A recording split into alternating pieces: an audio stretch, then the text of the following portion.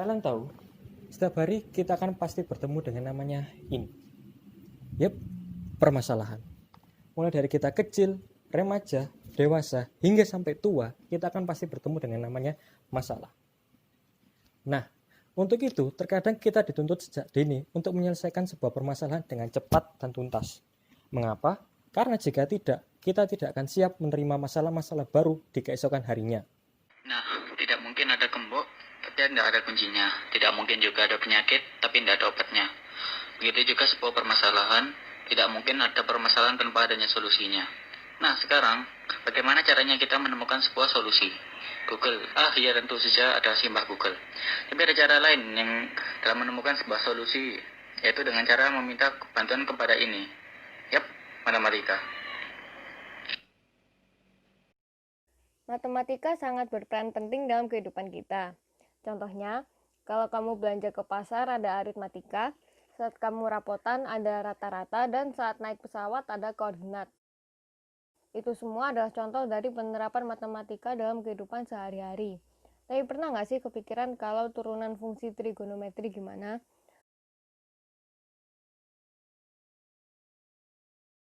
Nggak tahu kan?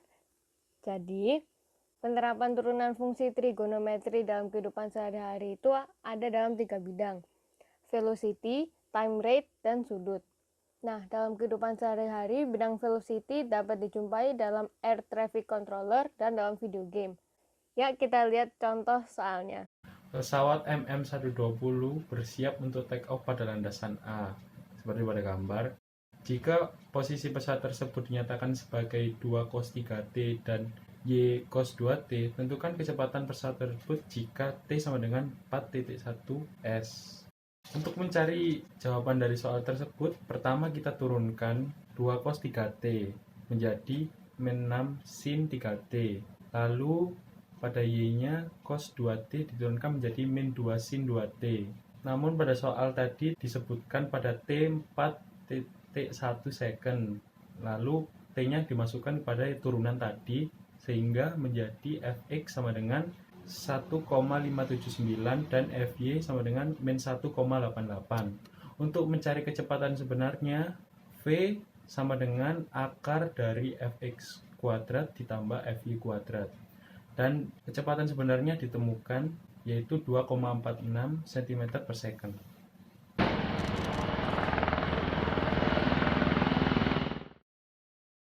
Kemudian, penerapan dalam kehidupan sehari-hari di bidang time rate ialah listrik, tepatnya menghitung pemakaian listrik. Ya, kita lihat contoh soalnya. Budi ingin memasang sebuah lampu di gazebo depan rumahnya.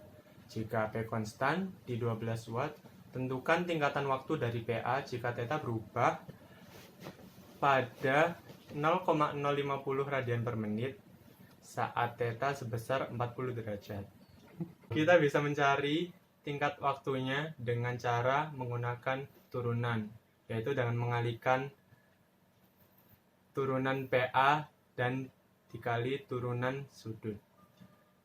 Kita ketahui P sama dengan 12W, lalu PA sama dengan P sekant θ, diketahui 12 sekant θ. Lalu turunan PA sama dengan 12 sekant θ tan θ. Lalu turunan sudut sebesar 0,050. Tinggal dikalikan saja nilai yang telah kita ketahui, turunan PA dan turunan sudutnya, yaitu 12 sekant θ tan θ dikali 0,50. Lalu kita ketahui hasilnya 0,6 sekant θ tan θ sama dengan 0,657 watt per menit. Jadi saat θ sebesar 40 derajat, tingkat waktu yang dihasilkan adalah 0,657 watt per menit. Lalu yang terakhir ada sudut. Dengan turunan fungsi trigonometri, kita dapat menentukan sudut yang pas saat memasang suatu benda seperti dalam konstruksi atau museum. Ya, kita lihat contoh soalnya.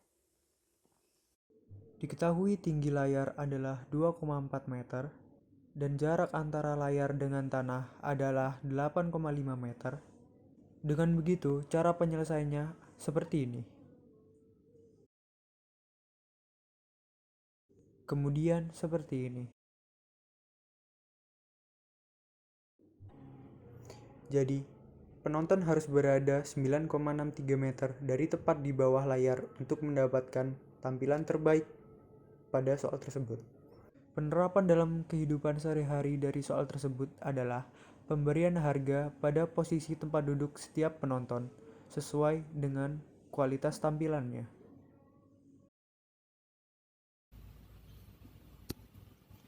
Oke, sekarang kita sudah mengetahui apa-apa saja terapan dari turunan fungsi trigonometri di dalam kehidupan sehari-hari.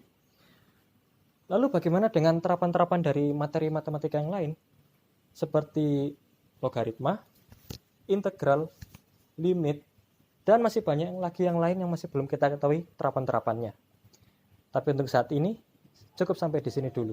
Nama saya Afkar Murabi, saya absen 3 dari 12 MIPA 6. Nama saya Bibi Elena, nomor absen 13 dari kelas 12 IPA 6. Muhammad Siddiq Hamid, absen 25 dari 12 MIPA 6. Nama saya Muhammad Ayun Naufal, nomor absen 27 dari kelas 12 MIPA 6. Nama saya Wafi Ahmad Farihi, nomor absen 34 dari kelas 12 MIPA 6. Dan saya Rehan Ekta Saputra Arya Kusuma dari kelas 12 MIPA 6, nomor absen 32, bersama teman-teman saya dari kelompok 1 mengucapkan terima kasih yang sebesar-besarnya karena telah menonton video ini hingga akhir dan sampai berjumpa kembali.